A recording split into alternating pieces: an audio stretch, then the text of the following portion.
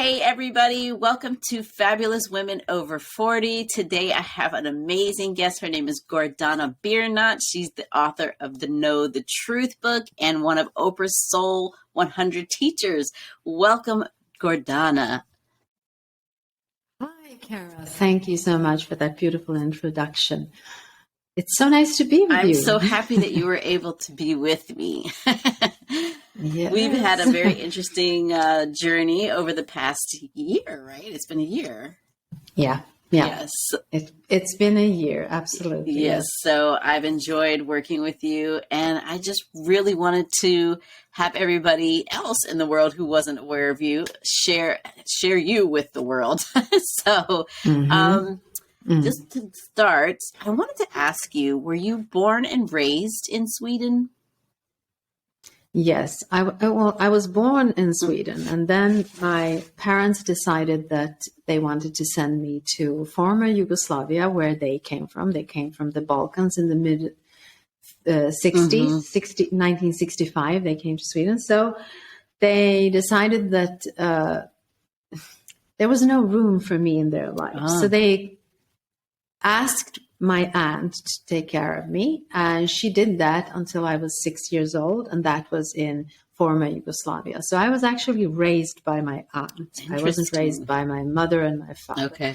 And then at the age of 6, they brought me back to Sweden, and I did not know my own parents at that time. I mean, I knew that there were people somewhere in Sweden that I should be calling mom and dad, but I didn't know them actually. They just came to visit from time to time. And then they brought me here. And it was a hard time for me because they were different than my aunt. They were not as open, not as understanding. And I had a tough time after that until I moved away from home when I was 19 years old. So I would say that I've always lived in two cultures, one coming from the Balkans, where family is everything, and then one from Scandinavia, Sweden, where the individual is everything. So I've always been balanced between the two ways of looking at reality, from individual perspective and from family perspective. And I've been able to harness the best of both cultures. Most people don't know how to manage that, so it becomes a burden. But for me, it's become an opening to see life in a different way, to look at life as joys everywhere. You can pick from any culture, both cultures. I could pick whatever I needed in order to be present and enjoy life. I didn't have to see it as a burden. Right. I saw it as an illuminated way of living. Well, I love that because most people do not have that perspective, let us say. I know. So I think that was such an amazing thing for you to have, even though initially at 6, that must have been, or up to 6, must have been traumatic in a sense, Yeah, it was traumatic to come back. It wasn't so traumatic for me to live with my aunt because she was a strong woman. Nice. She knew exactly what she wanted in life. She had 2 daughters, and I was there too. So I was brought up among women, and they were strong, all of them. So I felt like I don't see myself as a victim. I'm almost grateful that my mother agreed to leave me there when I was 4 months old, because my mother was not a strong woman. Okay. She was very dominated by my father. So I had already seen a different pattern for a woman. When I look at my aunt, I could see this strong woman managing everything in her life. Her husband died when her children were small, and she never remarried. So she could manage anything in her life. Right. And looking at my own mother, she was so dominated by my father. So for a long time, I felt like I couldn't connect to my mother because I judged her for being, or for allowing herself to be dominated by my father. And this is also the reason why I was living in troublesome reality, because my father did not like women who wouldn't submit to his ideas of what reality is and how women should live in this reality. So I was always in a place where I couldn't speak my truth, because if I spoke my truth, then he would unleash hell for everyone in the family. So I had to silence myself. Right. That was, I mean, between 6 years old and 19, I literally could not speak my truth. Wow. And that makes so much sense why we connected, because we have a similar, definitely similar background with the dads there and the mom for sure. Wow. So how do you think, looking back on that, I mean, you've already explained how it benefited you, but do you feel like in any way did that catapult you to be the adult now that you are the adult woman, in the sense that, you know, who has that balance for the, you know, the strongness and the independence with the family too? Absolutely. Everything that happens in our past is there for a reason, and it's always a beneficial reason. So it's my job as a grown-up to look back at my past and see, okay, this was painful. Why did I experience this? And how can I harvest it? How can I pick the golden nuggets from that and use it in my life to perpetuate myself into the future that I want to create for myself? And this is not something that I knew when I was 20. Right. Absolutely not. I was in victimhood for such a long time in my own mind. I was thinking that it's not allowed for me to say what I need to say. I need to adapt myself to the circumstances. And it made me smaller than I actually was. And then I think giving birth to my son when I was 31 changed everything for me. It changed my way of looking at myself. It actually focused me into becoming more authentic, because if I am not authentic, then he cannot be authentic. So I needed to find, who is authentic Gordana? Who is this person? Who is this person? You know, the stillness from within, looking outside. Who is that? Not trying to fit in, not trying to please, not trying to be something in order to be seen, just being. And this child of mine focused me into this authenticity within me. And that put me on a journey to, you know, go within, start looking at, how am I creating this reality? What kind of power do I have in this reality? Is it what they tell me, or is it what I feel inside? Right. So it did catapult me into this kind of thinking. Without my past, I would not be able to do what I'm doing today. With that being said, I mean, it wasn't pleasant. Right. Sometimes the pain actually puts you on a path where you grow, but you don't feel it in the now moment in your past. As a child, you can't feel it because you're in the hands of someone that is dictating your future. Right. But retrospectively, when I look back at it, I know that it's an integral part of who I am today, without a doubt. Right. So if I'm understanding right, it would seem like you were tapped into your intuitiveness early, and then you kind of, I wouldn't say lost it, but then it kind of got ripped away in a sense with what was going on with your dad. But then it was reinvigorated or reawakened when you had your son. So, but without it having happened early on, do you think that you would have had been started on that journey and already had a good, you know, foundation in a sense? Or because for somebody who didn't have that, maybe they just had trauma happen to them early, but didn't have the strength foundation. How could you suggest people can get through that? Because I know a lot of people that are just like, oh, my whole life I've been a victim and this happened to me. And you know what I mean? And they don't get it. Then they don't know how to get past it. I think that as children who are living in abusive families, we are ego triggered. And when ego is triggered, it will never show you the truth about reality. True. So if you stay for a very long time in this ego triggered place, you might forget how it feels not to be ego triggered. And I had an aha moment when I read something. I don't even remember where I read it, but I was in an argument with my husband, and I felt so victimized by this. And now my husband is not at all abusive, but I felt victimized. And I was thinking, here I am all alone. Nobody loves me. And this was before my son was born. I think I was in my 20 something, 8, 7, 8, something like that. I was sitting on the floor and I opened a book in psychology because I've always been interested in psychology and metaphysical stuff and quantum physics and all these kind of things that I couldn't understand or grasp, or that were a little bit complicated for me. So anyway, I was looking in this book, and I don't remember what book it is, but it doesn't matter. And there was one sentence that said, you create your own reality. You teach people how to treat you. Correct. And I was thinking, what does that mean? I'm a victim here. How can I be creating my own reality? And how can I teach someone something when I'm the victim? Right.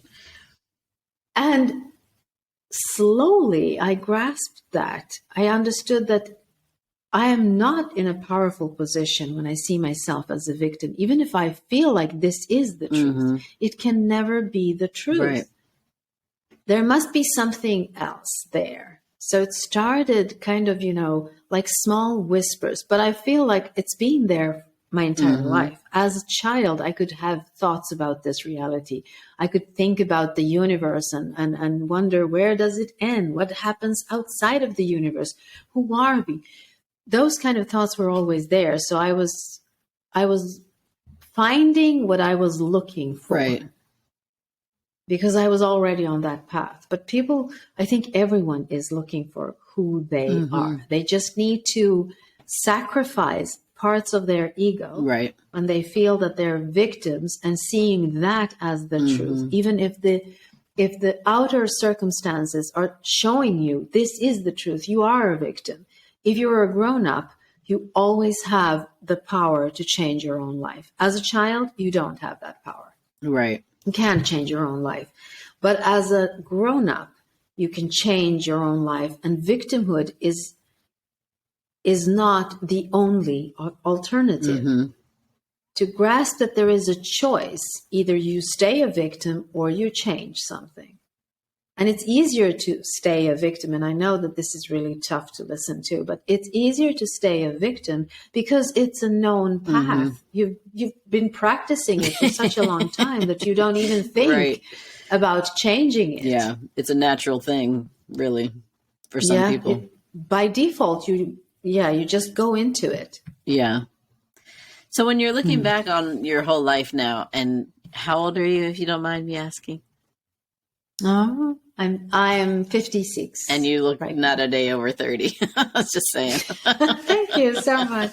Thank you. Thank you. I think age is just a number. I do not understand it. It's much more important what I do with my time than how much time I've lived. Right. Well, I mean, in age in its sense, people say that age is just a number, but it does represent, hopefully, some wisdom that we've gained. I mean, that's the longer you lived, if you're evolving and you're conscious, then hopefully you're aging well in your wisdom, because it's not, if you're 50, let's say 60 years old, and you still have the emotional mentality of somebody who's 20, then maybe you haven't done well with your time. Let's just say, you know what I mean? Yes. So yes, I do. I would probably say that you've spent most of your time in the negative side of your ego, which is either catapulting you back into your past, bringing up stuff so that it will be fed by you in the now moment, the drama that it is creating from the past, or it is projecting you into the future with all the bad things that can happen to you because this happened to you in the past. Right. So it never allows you to be present in the now moment. The more time you spend in the now moment, the more connected you are to eternity, which actually slows down your aging. Love that. When you spend time in the now moment, when you are present and enjoying what you're seeing in your reality, it connects you to eternity because you are now, and now is always. Right. It's the, back and forth, back to your past, into your future. And I'm not saying that we shouldn't go back in our past and look at it. It's the mindless dwelling. It's the allowing emotions from the past to drive you in the now moment without looking at them and asking, is this true for me now, where I am in this room? Is this true for me? Right. So living in the now moment will actually slow down your aging. I love that. Maybe that's why we all look so young. I do. Yes. Because we are now. You spend so much time worrying about stuff in the future, then you're worried, right? It's just worry. It's on something that hasn't even happened yet. And then if you're always constantly focused on the past, then it's just about regrets. So you waste your present worrying, regretting, and not living, right? You're not living in the present if you're looking too far back or spending too much time worrying about what may or may not happen. Yeah, this is how ego steals your time. This is how ego steals your presence in the now moment. This is how life is stolen from you when you're not present in the now moment, when you allow the ego to tell you what you want to focus on, or not even what you have to focus on. So going back, dealing with it, and then allowing it to be what it is, a memory in the past that will not give you your emotional fix in the now moment. Right. And it takes some time, but it doesn't have to take a long time to do it. It doesn't. I think it's the stories that we keep telling ourselves that, I'll have to sit in psychotherapy for 10 years before I can release myself from it. It's not. I don't think that is the truth. I think that when you really want to release yourself from something, you will find the way to do it in the now moment and then release. Unless you are, tricked by the ego to dwell in it for longer periods of time. It's a question of having an intention. When you go back in time and look at your past, having an intention to actually change it. I know that people say, well, the past is written in stone. You can't change stuff. Yes, you can. You can't change the facts, the people that were there, the place, the time. You can't change that, but you can change your perspective, because if you go back in the past and you know that you are whole here and now, that there is nothing lacking, nothing missing, you are exactly the way you're supposed to be.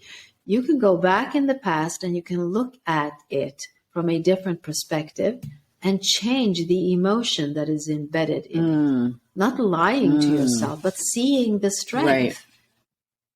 Seeing who you were at that time. For me, it was like when I was a victim in my 20s and almost 30s, looking back at myself always made me feel sorry for myself. It made me feel my victimhood. And I didn't want to go back because I didn't want to stay in that. It was painful. And then I had a breakthrough moment where I went back and I looked and I thought, wait, I'll stay in this memory and look a little bit further. And I could see what I did. I could see myself answering. I could see how I soothed myself. I could see what I did to save myself. And that's a strength when you can see that this is a 4-year-old doing this. And that's me. I can see that I am strong already there. So finding my strength when I think that I'm weak, when I go back in time. And you do it for like a whirlwind tour, not a staycation, right? You know? I think that's where people get stuck, is they're just like, they keep repeating it because they haven't accepted it or come to terms with what it was. And they're stuck in the emotion of how painful it was versus just looking at it like as if you were a time traveler, right? And seeing what happened and not the story Yes. that you made around what happened, right? Yes, yes, absolutely. The thing why we get stuck in this is because the emotional fix is addictive. Mm. So when you go back, you feel the pain, and then you do it again and again and again, and you become the victim, and then you go again and again, and it releases you from the responsibility of taking care of it, Right. and it gives you an emotional fix when you do that. So it becomes addictive. You have to sacrifice a part of your ego when you go back and say, okay, I really do want to solve this. I don't want to go back there, and I do not want to be a victim anymore. Right. I wasn't a victim. The way I see it, or the way I see my own past, is I was a victim as a child, but I am not a victim now. Right. In my grown-up state of being, I can choose. I can choose my mind, or I can choose my state of consciousness. I can choose that. There is a choice always. Just recognizing the choice gives you a lot of power. Recognizing that I don't have to feel that pain. It's in my past. It's a memory. Right. So I can go back and look without feeling the pain. It's like you said, to see it almost like time traveling and hovering over the timeline where this happened and being there. Going back and seeing the child, because the child will always find a way to survive, and that is the strength. Yeah, because I think what happens a lot of times is people are like, I don't ever want to feel like that again. So when they get triggered in the present moment, they're not connecting that it was from something in the past that they hadn't reconciled or dealt with or healed or whatever you want to call it. So now they're like blaming whatever person, issue, whatever happens now and saying, when that really showed up to help you, recognize that that still needed to be healed. Everything happens for you, right? Not to you. You're not a victim. Even when it happened to you as a child, there was a reason, that it happened, so that going forward, however, it was meant to do something for you in your future, I would assume. I don't know. I don't have all the answers. I'm not God. Clearly. No, exactly. No one has all the answers, but it's a question of finding the benefits in it. Right. And of course, when you've had a horrible childhood, I got angry when people told me, well, you need to go back and find the benefits in this. And I go, what benefits? Right. It was horrific. Why would I? There is no benefits, or there are no benefits, but doing it seriously with the intention of solving something for myself, I did see the benefits. Right. And the minute you see the gold in it, it stops bugging you. It doesn't come back. It doesn't come up again. You can look at it and say, well, my father was crazy. And you don't feel anything when you say it. Right. If there's still emotion attached to it, that there's something there you haven't dealt with. Yes. If it triggers you into being angry or crying or feeling like, oh my God, how could this happen to me? Or there is no God. Otherwise I wouldn't have been there. It takes some wisdom to do so. And I think that sometimes it takes some time. And I think for me, it was literally after my 30s when I started doing these things, going back in time. And it's easier when the abuser no longer lives. So my father passed away a couple of years ago, which made it much more easier for me to go back and actually see the things that were painful for me to look at, or look at him without feeling anger, frustration, judgment. Because you see, when I look at him and I am vibrating in judgment, frustration, and anger, it doesn't make any difference for him, but it makes a difference for me in my now moment. And every time I thought about him, there I was vibrating on that frequency. So realizing that, I think most of us need to realize that our parents are not perfect. Our parents do not know everything. Our parents sometimes never grow up. They never go into healing themselves. Exactly. Some parents stay wounded their entire life. And as a child or as a grown-up now, being able to grow in my consciousness, I would look at them and say, how could they? Being judgmental, because why don't they understand that they need to expand in their consciousness? Otherwise, they're hurting their children. Well, they didn't. Right. They weren't as wise or mature or done with themselves at all. So if I spend the rest of my life judging them, wanting them to be different than they were, I lose my life. Yeah. So there is a choice to be made. You can either look at it and say, okay, so my father was crazy and my mother was even crazier because she stayed with him. And that's it. Right. And that's what it was. Or you can look, or you can look at it from a higher perspective and say, okay, so there was something wrong with them. In my father's case, there was some psychological thing, but at that time, nobody spoke about it, not as we do today, because it's more open. Mental health is more important. It wasn't in the 60s and the 70s and the 80s. Nobody talked about mental health. So we assumed that everything was okay with him, and we treated him as if everything was okay, but it wasn't. So if he would have gotten the help he needed, he could have changed, but he didn't get that. So if I, in my, 40s, sit there and blame my father for not taking care of himself, I lose my life. Yeah. It's not a benefit to you. No, and he couldn't. I'm not, making up excuses for him. But if I look at it from a high perspective, I can see that, okay, he couldn't do better than he did. So what's the point in me going back there and looking for stuff to, feel bad about? It doesn't help me at all in my now. It keeps you in your victimhood, right? Yes. And him as a perpetrator in my mind for the rest of my life. And I don't want to do that. Right. I've even gone so far, Kara, since he passed away, sometimes when I think about him and I think, oh my God, he was such a horrible father.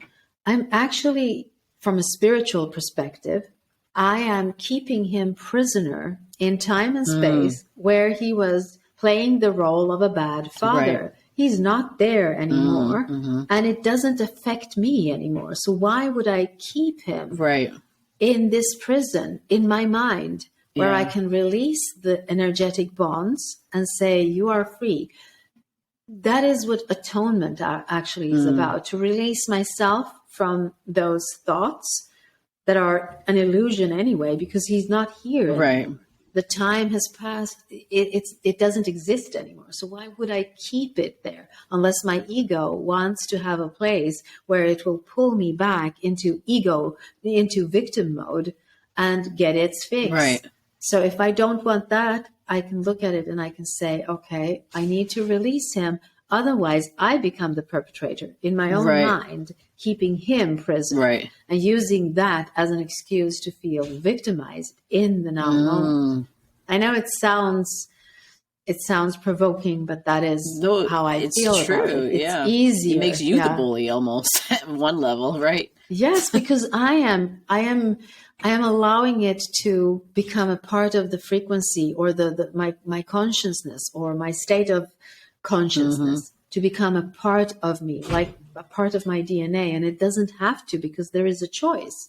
I can allow it to dissolve and release his spirit in this from these chains in the physical world. Right.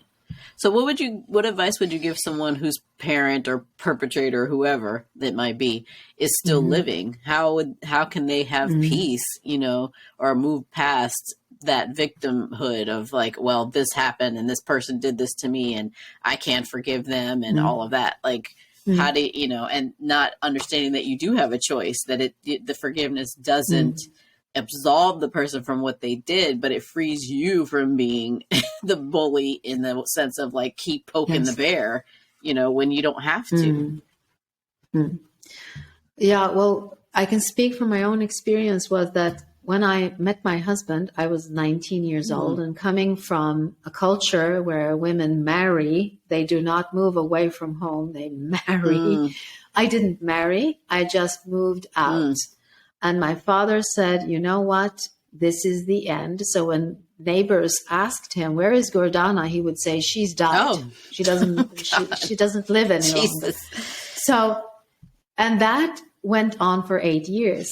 So he didn't allow me to go home and visit my mother and my 2 brothers because I was dead. Oh, wow. I crossed his mind, or I crossed his cultural heritage. I made a fool out of him by moving away, not marrying. Oh, goodness. This is crazy, but that's how it was.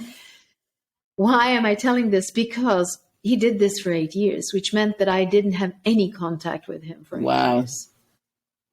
And that was a blessing to me. It was beautiful because I could connect to who I was without being poked by him. Right. Without being, being forced to answer his frequency. I could detach from it for such a long time until I found who I was within.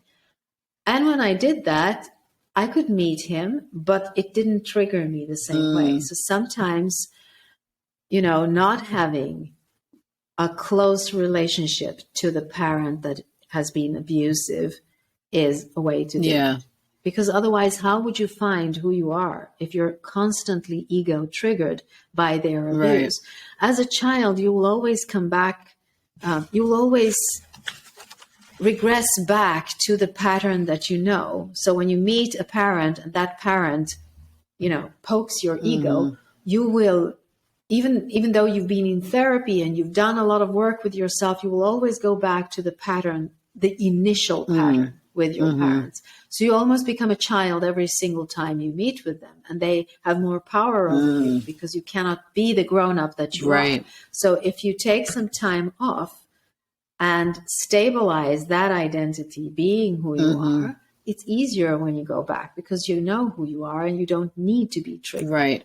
They will trigger you anyway, but not in a way that is violent, as if you do not stay away for a while. So that would be my first thing, to not be around the parent that has been abusing you. If you're a grown-up, of course. Yeah, if you have that option.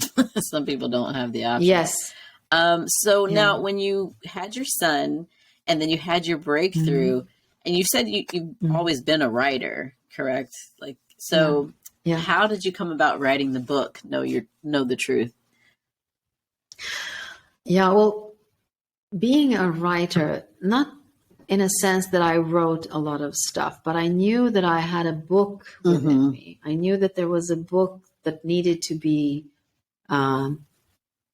expressed in this world. And since I have an academic background, I have a master's degree in art, and I've studied a lot of psychology and media and communication.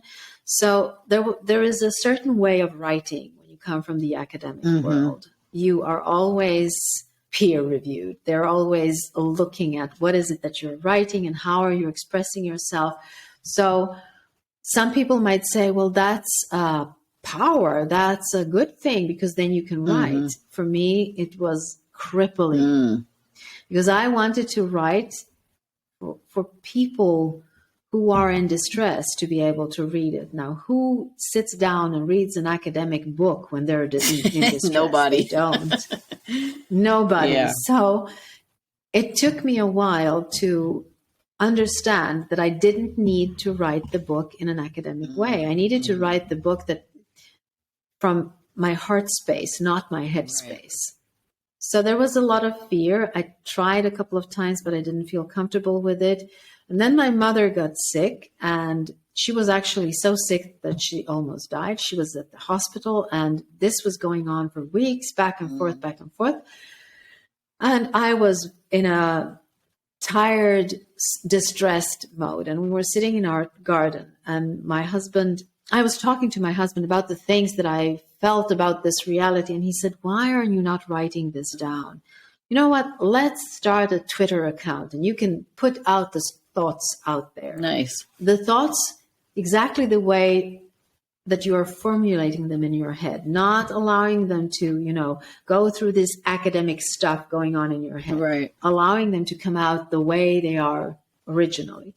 And I'm thinking 140 characters because this was in 2013. Right. How am I supposed to express these thoughts in 140 characters? Right.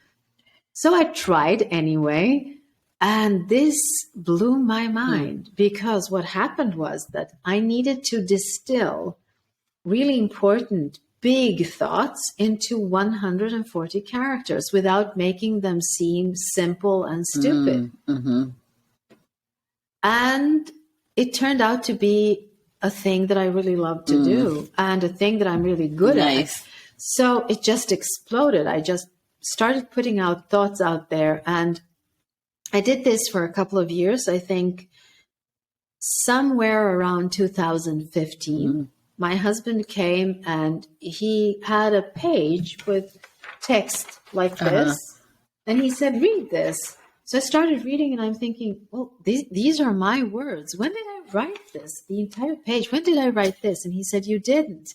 These are tweets and there's weeks between the tweets. And yet, when you put them together, they form a text which is coherent. Nice. And you can read it.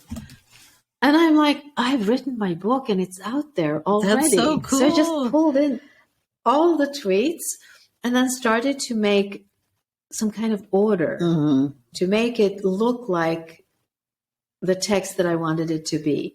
I'm putting some more of it there, and it took me 6 months or something like that. And I had almost written an entire book. I realized that I had bypassed my fear and my ego by putting out stuff in small chunks.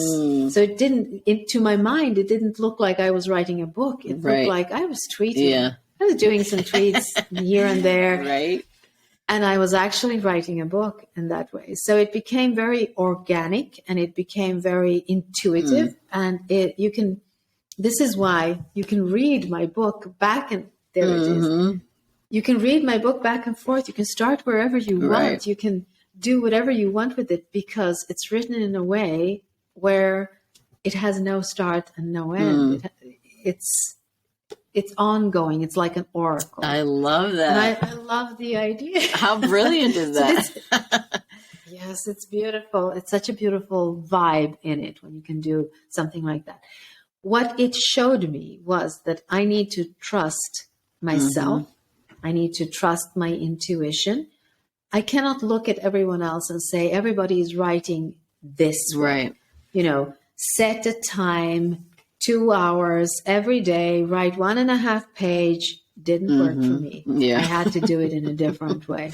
And it still doesn't work for me. So I'm writing all the time. And almost never. I'm using everything. I'm using my iPad.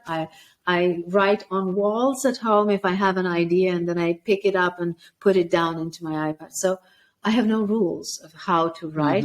The important thing is to formulate my thoughts into words and put them somewhere. And then when I'm ready, I gather everything and put it down, and it becomes a book. I think that's so amazing because if you look at it, that's how we're trained, right? Like, I think I almost failed English in college like twice because of that, because the formality of having to write in a structured way never appealed to me either. I was like, I just want to write what I'm thinking and have it come out sounding like I'm thinking. So like you said, the whole let's sit aside and do, that's so traditional. And I've never been one to do that either. It's like I'll go through years or months without writing anything and then just sit down and blah, blah, blah, blah, and it all comes out. Or like you said, maybe in a tweet or something like that. But that's brilliant. You wrote a book and you didn't even know. And kudos to your hubby because he was the catalyst for that. So that's so cool. Yeah. He's very often a catalyst for me because sometimes I can't see things that I've done because they're like a second nature to me, and he's on the outside and he can see it. So he helps me with this. And by the way, we've been together for 36 years. And that's I cannot amazing. fathom this. It's really, really cool to be able to see a human being shift. It's almost like different men, only it's in one of the That's same really man. cool. Seeing him going from this awesome young human artistic being into maturing, becoming wise, and knowing how to stop his ego from driving him, standing still in his soul, pulling back, actually expressing very healthy masculinity to balance our relationship. Right. So it's so beautiful to be able to see it. I'm not saying that it has been light all the time, because it's a roller coaster always, but there has always been love. And that is important. Yes. You know, love beyond time and space. That's how it feels. And that's why it allows us to evolve together the way we do. And I would say it's probably because you actually like each other too, right? Because that's what I've seen when I've seen couples, because and some of the other work that I've told you I do, I see couples and I'm like, some of them, they don't even like each other. And if you're doing that in front of me, what are you doing when I'm not around? You know what I mean? And the ones that actually I saw that were very few, maybe less than 5, that actually liked each other, the love was so present, you know, just in the way they were so loving and the way they talked to each other and the way he would look at her and, you know, just all of it. You could just see it was so genuine. And then you could also see where it was just, they'd lost that somewhere, or maybe they never had it. And then it was just like, you're a bother. You're just annoying to me. I can't wait till we get done with this, so I don't have to sit here and be talking to you anymore. And I'm just like, oh my God, that's so awful. So that's such a blessing that you have that. I mean, because they don't build them like that anymore for some people. No, I know. It's a question of giving each other space. I remember in my 20s when I was in this victim mode, I was thinking that he had to be a mind reader because he was supposed to know when I needed. How can you do that? This is impossible. You can't do that. Also, I think that taking care of your own happiness in a relationship is the biggest gift you can give to your partner, because you release them from the responsibility of making you happy. Right. I think that is one of the things that maybe ruins a lot of relationships, when you put the responsibility on the other to make you happy, to be the mind reader of what you want in your life. This is where the healthy boundaries are set. When you say, you know what, this is what I like, without the anger, without the blaming and, you know, guilt tripping, just stating this is how I would like it to be. And keeping it in a conversational mode where you do not kill the magic, but you actually show and say what you want, because no one is a mind reader. You need to articulate it in the most loving way so that the other one can meet you there. And that's a hard thing to do, but with practice, you get good at it. And you have to have somebody that's willing to do that with you too, because you have some people that are just, like your father, for example, and my father. It's like, no, this is the way it's supposed to be. You don't like it. There's the door, my way or the highway. So when you have somebody who's not even willing to, in a sense, it's almost like a little dance, right? The man, if you look at it biblically, the husband is called to love the wife, because God knows that what women need to be loved. And that way they can do anything for you, right? If they feel loved and cared for, then they can trust that they can submit themselves to you, and not in a, you know, like whatever way, but a way to be honor your position as a husband. And then when the husband does that, when he, as the leadership, right, does that first, you know, almost it's like he submits himself to his wife in a sense, not like making himself lower than her, but he gives her that love that she needs to feel safe. And then she gives him the respect and everything else that he needs to feel, you know, supported in that way. And I feel like so many people just don't understand that process, because the man feels like he's supposed to be given something first before he can do whatever. And then the woman's like, no, like intuitively, she knows that that man is not ready, or he's just not the right man to be able to do that for, because it'll always be that way of him constantly trying to dominate and control her. And that doesn't make it, it's not happy for anybody. And it's not a good, let's say, like it doesn't work for the kids either, because now there's always this conflict and control going back and forth, and then the kids are like, it just always feels unbalanced and unsafe, and you don't want to foster that kind of environment. So absolutely, because what happens here is that love becomes transactional. If you give me this, I'll give you that. And love can never be transactional. Love has to be the foundation, and then you act in that foundation.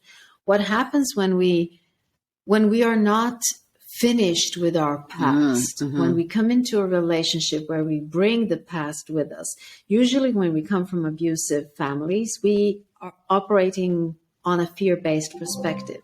Everything that is filtered through fear will come out as toxic. So we can use the word protection, for instance. If you come from a place of fear, then protection, which is, by the way, a masculine energy going through both men and women. When we talk about masculine and feminine energies, it's about two energies that are present in every man and every woman. And it's like a dance between the two. So if protection, a healthy masculine energy is about clarity, calmness, protection, and direction. If protection is filtered through a fearful perspective, a man who is not ready with himself, who comes from a fearful perspective, protection becomes control. If it comes from a place where the man is ready, where he actually expresses the masculine energy in a positive way, in a healthy way, it becomes support. Right. One and the same word, projected through fear or through love, becomes two different things. So this is why I say our parents did not know how to go into their own mind, into their own consciousness, and cleanse themselves from all the past stuff. And they bring fear into this reality. They filter everything through fear, which becomes the negative side of the masculine and the feminine energy. The feminine energy, the negative side of the feminine energy or the positive side of the feminine energy is nourishment, presence, intuition. And I'm not using love here because love is the basis for all of this. When we're operating from love, these two energies, the feminine becomes divine and the masculine becomes protective and present. And so it becomes a beautiful world to live in. But if it is filtered through fear, it becomes toxic masculinity, which will be abusive, dominant, craving, wanting. The feminine energy will be like gossiping or manipulating or victimhood. Wow. And the filter is fear in both of these cases. It would be, if it is filtered through fear, that is what it will express itself as. Now, if you look at our society, I mean, we live in a fear-based society. So, of course, our egos are triggered, and everything we explore in this reality will be filtered through the fear. So it becomes toxic. We talk about the toxic masculinity in our society. Yes, it's toxic, but we don't need more feminine energy in that. We need healthy masculine energy in that. To shift it, to start looking at it from a love-based perspective. And it's the same thing in a relationship. When you help each other ease the fear, you tap into your highest self, which will express itself through love. And you don't need to do much. You just need to understand that there is nothing to fear. If I give, I will give because I want to give, and then I don't lose anything. If it comes from fear, it would say, I will give, but I want that back because I'm afraid that I won't have enough. Or lose something. Yes, yes. Lose myself. So now I can see when I look at my own relationship with my husband that as soon as we became wise, which is around the time when my son was born, when we became wise, he made us wise because we realized that we need to be authentic, that we need to bring love into the situation. We can't let our egos drive us through fear because he will be swimming in that fear, our son. Right. Yeah. So we didn't talk about it. It just happened. We shifted. We started creating a more love-based perspective within each other. Yeah. My tongue is not working anymore. Well, that's a beautiful dance. And so I just got one more question for you because I know we could talk all day. Yeah, I know. We do that. We do that every time. Yeah. But so after when you wrote the book, when did Oprah come into this situation? Was it, did she reach out and you became one of her soul teachers, or how did all of that magic happen? I didn't have my book when Oprah found me. I was tweeting. She found you when you were tweeting. So there's a thing for everybody. Oprah might find you when you're tweeting. A thing where they asked me if I wanted to dream a little, and I answered, yes, I do. And then before I knew it, I was in LA and I was one of the Super Soul 100 teachers. And I mean, I did not realize what that was until I started, scrolling and looking, who are the people that are Super Soul 100? And they are amazing people. I mean, it's Tony Robbins, Marianne Williamson, Eckhart Tolle. Also, I realized that I was the only one from Europe. And I was like, oh my God, this is like getting the Nobel Prize in self-help. So it was beautiful. It happened through Twitter. That's actually. So cool. So, tweet. Yeah. That's amazing. Right? Oh my gosh, that's so cool. So anything we need to know about what upcoming projects? And how can people get in touch with you if they want to be coached by you? Like, I'm always on Twitter. So my handle is @mypowertalk, and I'm always putting out new stuff there. So if you want to know what's going on in my head, that is the place to go.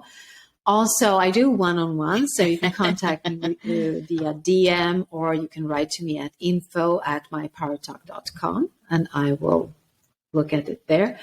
The project, I'm on Instagram and I am on Facebook, and it's My Power Talk. My handle is My Power Talk everywhere. Or if you just write Gordana Biernat, it will just pop out in Google. You will find all the things you need.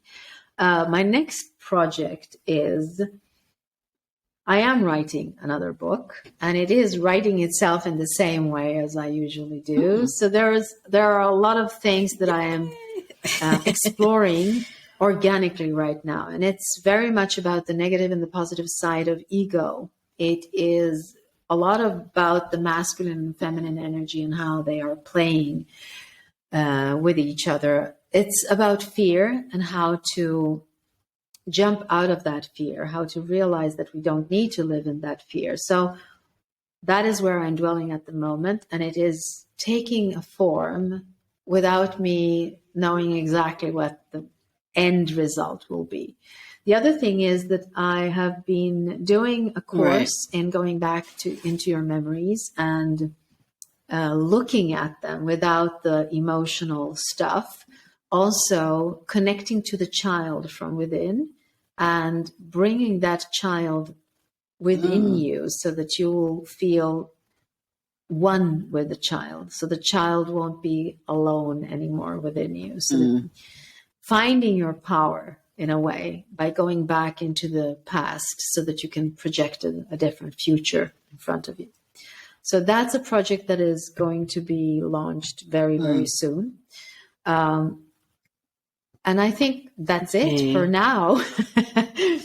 Yeah, I know. It is. That's a lot. And I thoroughly enjoyed working with you. I know I'm going to be hopping on that again because, you helped so much that was going on in my personal life, different aspects. That was the cool thing. I could come to you and say, okay, this is what I'm struggling with right now. Let's hone in on this. And then something else would happen. And it's like, okay, this is like the house is on fire. We need to go over here and put this fire out now. And you were so just fluid in helping me navigate through all of that, and just so peaceful. And No, not that I was, absolutely was not. running But around, my I hair think was on what you're fire or anything, describing but is actually the process through which I do one-on-one. Synchronicity is a really big thing for me. We allow synchronicity to guide us while we are doing the talk, and it always gives you exactly what you need in the now moment. Also, what is beautiful with you and all my clients is that you know that you create your own reality. And you also know that you're responsible for everything that is in your reality right now. You're not responsible for what happened to you as a child, but you are responsible for how you deal with it in the now moment. And I help you look at it like, mirror something back to you, guide you somewhere, hold your hand, be there with you. That is what we do. And it has to be organic, and it has to be in a synchronistic flow of what you need. And you know what? When you start talking, you always come back to what you actually do need to talk about.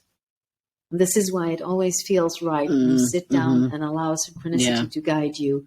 It helps you to focus on the right stuff, the stuff that you actually need to focus on in the now moment. So that is, and I do love our sessions. Yeah. We always have loads of fun in them. Yes, we do. Yeah, we always go down the rabbit hole for sure. Always. But we come out at the end, though. With That's a greater what I love about it. we go play. Yes, always. Yes. Yes, we go play in the dark, and where it's, what is it? I always like to liken it to Game of Thrones. It's dark and full of terrors down there, but we always come back out. Okay, sunshine's here. We're good. It's all good. Got to kind of roll around in the muck for a little bit and then come out of it. So I'm really appreciative and grateful for you. And looking forward to having those conversations again soon. Thanks so much for talking to me today. This has been wonderful. And I definitely want everybody to reach out to you and follow you and read your book. On Amazon, they can get it on Amazon, right? Online bookstores. You can find it there. Yes, all of them. Yes, Barnes and Nobles, all of that. Yeah, we did it. Yay! Thank you. So thanks so much for joining me. I'm going to stop our talk now, and then so we won't be down the rabbit hole some Absolutely. more. But yeah, maybe we'll do this again because there's always more to talk about. Thank you so much for having me on your podcast today. Yay! I'm so happy that you were my first initiation. Guest. It just made sense to make you the first one. Yes. All right. So I'm going to stop us now, and we will talk again soon.